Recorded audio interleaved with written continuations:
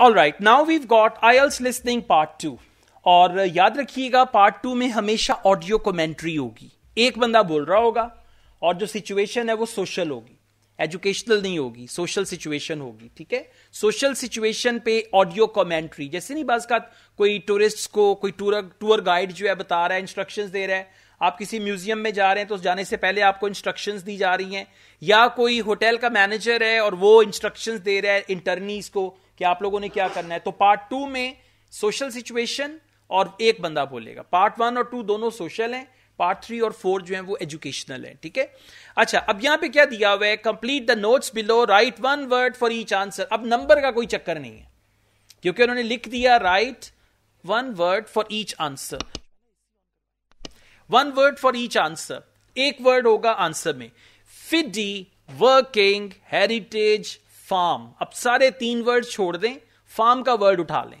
ठीक है, ये क्या है, फार्म हाउस है, कोई नाम है उसका, फिडी, वर्किंग, हेरिटेज। और लिस्निंग में ना इस तरह के वर्ड्स पे फोकस नहीं करना। ये नहीं सोचना मुझे तो फिडी का मतलब ही नहीं आता, इसके नाम है उसका भाई, जैसे हमारा पोला माजा नाम है इसी तरह उनके फिडी एंड ऑल दैट नाम है। वर्किंग हेरिटेज फार्म, कि उनका एक फार्म हाउस है, ये उसके बारे में है। Advice about visiting the farm, कि जिन लोगों ने फार्म हाउस विजिट करना है ये उनके लिए एडवाइस है कि भी फार्म हाउस में जाने से पहले ये चीजें हैं जिनका आपने ख्याल रखना है। Okay, visitors should. अब इसके साथ 4 बुलेट पॉइंट्स हैं कि क्या चीज है जो विजिटर्स को करनी चाहिए। Take care not to harm any. अब जरा अंडरलाइन करें नॉट टू हार्म को। हार्म की जगह पे वर्ड आ सकता है इंजर, राइट। हार्म की जगह पे क्या आएगा, इंजर। इंजर का वर्ड आ सकता है, हार्म का वर्ड आ सकता है, हर्ट का वर्ड आ सकता है। डोंट हर्ट, डोंट इंजर। ठीक है, अब किस चीज को आपने इंजर नहीं करना, फार्म हाउस की हम बात कर रहे हैं। फार्म हाउस पे क्या चीज हो सकती है जिसको आपने इंजर नहीं करना, एनिमल्स हो सकते हैं। Exactly, well done. अब अगर सोचेंगे ना आप, और आप ऑडियो में और खुद को मतलब आपकी जो इमेजिनरी वर्ड है उसमें ये ऑडियो आ जाएगी तो आपका आंसर सही हो जाएगा, ऑडियो सुने बगैर। ठीक है, आपका आंसर ठीक है without listening to the audio. लेकिन ये सारी इमेजिनेशन पे आंसर नहीं दे के आने कि जी हेडफोन उनका उठा के साइड पे रख लें और कहीं जी मैं खुद ही आंसर दूंगा। Okay, let's start. Welcome to the Fiddy Working Heritage Farm. This open-air museum gives you the experience of agriculture and rural life in the English countryside at the end of the 19th century. So you'll see a typical farm of that period, and like me, all the staff are dressed in clothes of that time. I must give you some advice and safety tips before we go any further. As it's a working farm, please don't frighten or injure the animals. We have a lot here, and many of them are breed. As it is a working farm, so please don't frighten or injure the animals. ठीक है, harm की जगह पे आ गया frighten और injure. Frighten का भी मतलब है harm और injure का भी मतलब है harm, और आंसर क्या हो जाएगा, animals. Animals और एनिमल दोनों तरह से ठीक है। अच्छा, नॉट टच एनी। अब नॉट टच यानी कौन सी चीज है, फार्म हाउस में जाके आपने उसको हाथ नहीं लगाना, नॉट टच एनी। और वो टच का वर्ड नहीं बोलेंगे। देखें अगर यहां पे दिया हुआ ना, फॉर एग्जाम्पल आंसर है don't touch any animal. For example we say stay at a safe distance from the animals. Stay at a safe distance का क्या मतलब है, don't touch, stay at a safe distance, ये उनका mind है। लेकिन आपने ज़हन में रखना चाहिए कौन सी चीज है जिसको हाथ नहीं लगाना। Let's see. And do stay at a safe distance from the tools. Some of them have sharp points, which can be pretty dangerous, so please don't touch them. Okay, please don't touch them. क्या them से क्या बोला, tools। पहले उसने बोला stay at a safe distance from the tools, और फिर बोला please don't touch them. Them का मतलब है tools. So right answer is tools. क्या स्पेलिंग है tools के, yeah, TOULS। अपनी स्पेलिंग बना के बैठे होते हैं। Okay, tools. Question number 13। अब इमेजिन करें आप फार्म हाउस पे जा रहे हैं, कोई चीज है जो आपने पहन के जानी है। मास्क हो सकता है, हेलमेट हो सकता है, बूट्स हो सकते हैं। ठीक है, तो कोई चीज ऐसी जो आपने फार्म हाउस पे पहन के जानी है। The ground is very uneven, and you might slip if you're wearing sandals, so I'm glad to see you're all wearing shoes. We always advise people to do that. Okay, shoes. Sandals क्या था, sandal slip हो जाएंगे, वो trap था। ठीक है, I am glad to see that you are all wearing shoes, we advise to do that, we advise to do that का मतलब है कि wear shoes, so correct answer is shoes. अच्छा, अब अगर ऑडियो में उसने शूज बोला है तो आपने शूज ही लिखना है, वो नहीं उसने शूज बोला आप बूट्स लिखे, आपके बात तो एक ही है ना, नहीं, जो ऑडियो में वर्ड आएगा एग्जैक्ट वही वर्ड आपने लिखना है। Question number 14, not bring dash into the farm, कि फार्म हाउस पे कोई चीज है जो आपने नहीं लेके जानी, हो सकता है फूड या कोई और ऐसी चीज जो आपने नहीं लेके जानी। अब आप फोकस करेंगे क्या चीज, और उसके लिए बोल सकते हैं अलाउ नहीं है, like they can use the words for example dash is not allowed और you are not allowed to bring dash.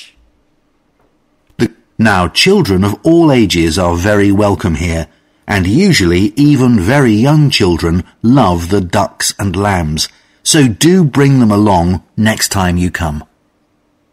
I don't think any of you have brought dogs with you, but in case you have, I'm afraid they'll have to stay in the car park unless they're guide dogs. I'm sure you'll understand that they could cause a lot of problems on a farm. Okay, they could cause a lot of problem on the farm. So क्या allow नहीं है? Dogs. Children को welcome कर रहे हैं, ducks हैं उनके पास। अब जिसको नहीं समझ आएगी वो लिख देगा चिल्ड्रन, ठीक है, जिसको और भी ज्यादा समझ नहीं आई वो डक्स लिख के बड़ा खुश होगा कि बदखानी लेके जानी है, okay, something like that. But the correct answer is dogs, singular और प्लूरल। और थोड़ा ना लॉजिकली भी सोचें कि फार्म हाउस है, हाँ हो सकता है डॉग से जानवर डरें और वो भौंके and all that. Okay, let's go on.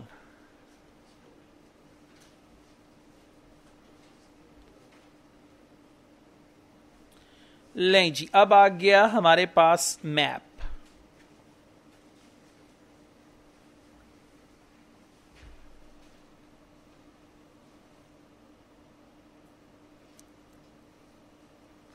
Okay, so we've got this map. और जब भी आपके पास मैप आएगा, एक तो ये है कि हमारे पास एक हैंड आउट है, आपके क्लास के व्हाट्सएप ग्रुप में वो शेयर करेंगे, उसका टाइटल है location guide. Location guide 4 pages हैं और उसमें वो वर्ड्स और फ्रेजेस दी हुई हैं जो आपको मैप्स में आ सकती हैं। अब मैप में क्या होगा, आपका जो हाथ है वो ऑडियो के साथ मूव करेगा। अगर उसने बोला ना from this point take the right turn, आप राइट साइड पे जाएंगे। उसने बोला गो स्ट्रेट अहेड, आपकी पेंसिल स्ट्रेट अहेड जा रही है। उसने बोला इट्स द सेकंड लेफ्ट, आप देखेंगे ये फर्स्ट लेफ्ट है, ये सेकंड लेफ्ट है, यानी आपके हाथ की जो मूवमेंट है वो आपको हेल्प करेगी। और मैप्स में बेहतर करने के लिए एक काम आप और भी कर सकते हैं, गूगल मैप्स यूज करें। उसमें जो लैंग्वेज वो यूज करते हैं ना, वो बताते हैं गो स्ट्रेट, टर्न राइट, और ये वो सारा उसी तरह से इसमें भी आता है, ठीक है। अच्छा, अब करना क्या है, क्वेश्चंस नहीं पढ़ने। क्वेश्चंस जो हैं they are more like words, tags हैं, उसको पढ़ने का आपको कबल अज वक्त कोई फायदा नहीं है। आपने क्या करना है, आपने मैप को देखना है। मैप में सब लोग देखें जरा, मेन पाथ नजर आ रहा है, ठीक है। मेन पाथ के बाद फिश पूल भी नजर आ गया, और फिश पूल के बाद एक साइड पे मेन पाथ निकल रहा है राइट पे, और लेफ्ट पे क्या है, फुटपाथ जा रहा है। क्लियर हो गया? अच्छा, अगर फुटपाथ पे लेके जाए तो पक्की बात है आंसर ए ही होगा, और तो कोई जगह है ही नहीं है वहां पे, ठीक है। और अगर आपको मेन पाथ पे ले जाए फिश पूल के बाद और बोले आपके लेफ्ट साइड पे है, तो फिर आंसर बी होगा, फार्म यार्ड के पास। अच्छा, इसके बाद कार पार्क देखें, कार पार्क नजर आया, ठीक है। अगर वो कोई चीज कहे ना in the car park in the corner, तो क्या होगा, एफ होगा, कि कार पार्क में कॉर्नर में, ठीक है। और अगर कहे you turn right at the new barn, new barn नजर आ गया। और अगर वो ऑडियो में बोले it's the other side of new barn और it's the opposite side of new barn, तो क्या होगा, जी आंसर हो जाएगा, ठीक है। और अगर वो ये बोले कि from the main path take first right turn from the new barn and it is on the bend that you come to, option क्या होगा, एच। बेंड है ना, मोड़ को बेंड कहते हैं, ठीक है। और अगर वो ये बोले कि from the new barn turn right and you will reach a bend, go left from there and it is the third place, third place कौन सी होगी, डी हो जाएगा। तो भाई ये लैंग्वेज है जिसको समझना है। सबसे पहले नोट कर लेना है कौन से क्वेश्चन की बात हो रही है। क्वेश्चन नंबर 15 क्या है, स्केयर क्रो। अब वो बताएगा, स्केयर क्रो बोलेगा, इन वर्ड्स को वो चेंज नहीं करेंगे। उसके बाद अगला वर्ड है मेज, वो बोलेगा ऑडियो में if you want to go to the maze, right. 17 है cafe, if you would love to enjoy coffee you can go to the cafe. ये वर्ड सारे क्लियरली बोलेंगे। तो आपने क्या करना है, एक ये वाला जो हाथ है इसको क्वेश्चन पे रखते जाइएगा। अब ये वाला क्वेश्चन चल रहा है, अब ये वाला चल रहा है, अब ये, और जो ऑप्शन आपको उसका मिले वो आपने उसके सामने लिख लेना है। ठीक है, चलिए स्टार्ट करते हैं क्वेश्चन नंबर 15 से। Now let me give you some idea of the layout of the farm. The building where you bought your tickets is the new barn immediately to your right. And we're now at the beginning of the main path to the farmland. And of course, the car park is on your left. The scarecrow you can see in the car park in the corner beside the main path. Okay, the scarecrow you can see in the car park in the corner beside the main path. 3 clues दिए उसने। In the car park, अब आपको लगा F और I में से कोई एक होगा। फिर उसने बोला in the corner, अब तो पक्का हो गया कि F ही है। फिर उसने बोला beside the main path, I जो है वो मेन पाथ के साथ नहीं है। beside का मतलब कहते हैं बिल्कुल साथ। ठीक है, तो आंसर क्या हो जाएगा, F। और एक ऑप्शन एक ही दफा यूज होगा, ये ज़हन में रखना है। ठीक है, हाँ, अगर आपने एक ऑप्शन 2 दफा यूज किया तो इस दोनों में से आपका एक आंसर गलत है या दोनों ही गलत है। हाँ, ये ज़हन में रखिएगा। क्वेश्चन नंबर 16, मेज। मेज किसे कहते हैं, मकई को, कॉर्न को। कॉर्न का जो खेत होता है उसको कहते हैं मेज। मेज वैसे हम उसको भी कहते हैं, वो जो नहीं पजल होती उसको भी मेज कहते हैं। ये that is also called. If you look ahead of you, you'll see a maze. It's opposite the new barn, beside the side path that branches off to the right, just over there. Okay, maze, opposite the new barn. Opposite the new barn. अब new barn के opposite 2 जगह हैं, एक तो I है और एक G है। ठीक है, अब देखना ये है कि I right answer है या G right answer है। Listen again. If you look ahead of you, you'll see a maze. It's opposite the new barn, beside the side path. Okay, beside the side path, opposite the new barn, beside the side path. अब ये जो side पे रास्ता जा रहा है ना, इसको कहेंगे साइड पाथ। तो अब कंफर्म हो गया कि आंसर क्या होगा, G, exactly. G will be the right answer. अच्छा जी, इसके बाद है cafe. Now, can you see the bridge crossing the fish pool further up the main path? If you want to go to the cafe, go towards the bridge and turn right just before it. Walk along the side path and the cafe's on the first bend you come to. The building was originally the schoolhouse. कहां पे है cafe, C, D। अच्छा, कुछ लोगों ने जज्बाती होके क्या किया, फिश पूल को क्रॉस कर दिया। उसने बोला go towards the fish pool and turn right before it. पुल को क्रॉस नहीं करना, ठीक है, पुल से पहले ही टर्न राइट करना है और वहां पे जो आपका बेंड है वहां पे है। सो correct answer is option D. जरा दोबारा सुने इसको।